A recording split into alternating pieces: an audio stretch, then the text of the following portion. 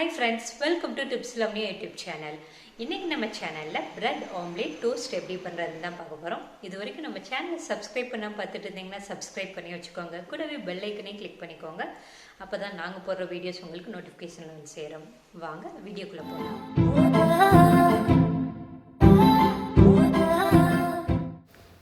Bread omelette recipe பண்ணுறதுக்காக நான் 3 முட்டையை உடச்சி ஊற்றிக்கிறேன்.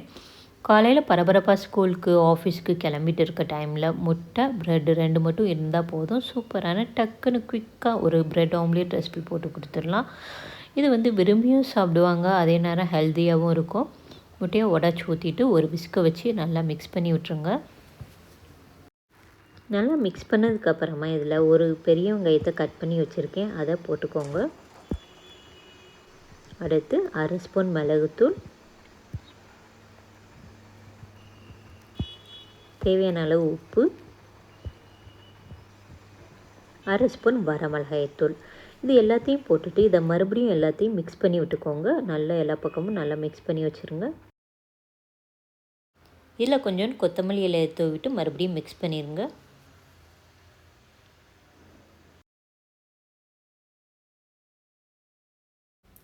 ப்ரெட்டை எடுத்து நம்ம மிக்ஸ் பண்ணி வச்சுருக்க முட்டையில் 2 பக்கமும் நல்லா டிப் பண்ணிடுங்க. அடுப்பில் ஒரு பேன் வச்சுட்டு பட்டர் போட்டு எல்லா பக்கமும் நல்லா ஸ்ப்ரெட் பண்ணி விட்றாங்க. ப்ரெட் டோஸ்ட்டுக்கு வந்து நீங்கள் பட்டர் யூஸ் பண்ணிங்கன்னா தான் அதோடய ஃப்ளேவர் சூப்பராக இருக்கும். அதனால் முடிஞ்ச அளவு பட்டர் யூஸ் பண்ணுங்க. நல்லா ஸ்ப்ரெட் பண்ணதுக்கப்புறமா ப்ரெட்டை போட்டு அது மேலே கொஞ்சம் பட்டர் வச்சுக்கோங்க. பட்டரை ப்ரெட்டில் எல்லா பக்கமும் படுற மாதிரி நல்லா மிக்ஸ் பண்ணி விட்ருங்க. நல்லா சுற்றி மிக்ஸ் பண்ணி விட்ருங்க. ப்ரெட்டில் பட்டர் வந்து படுறப்ப அதோடய ஃப்ளேவர் பார்த்திங்கன்னா செம்மையாக இருக்கும்.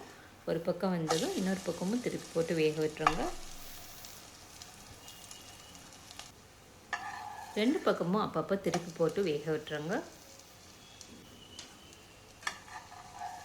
சூப்பரான பிரெட் ஆம்லேட் டோஸ்ட் ரெடி ஆயிடுச்சு. இதை ஒரு பிளேட்டில் மாற்றிடலாம்.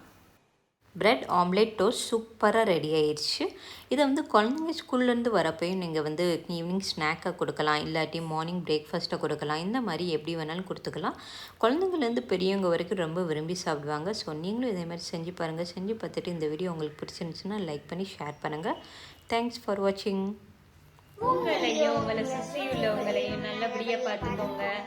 இந்த வீடியோ உங்களுக்கு பிடிச்சிருந்துச்சுன்னா லைக் பண்ணுங்கள், ஷேர் பண்ணுங்கள், சப்ஸ்கிரைப் பண்ணுங்க, மறக்காம பெல் ஐக்கனை கிளிக் பண்ணுங்க.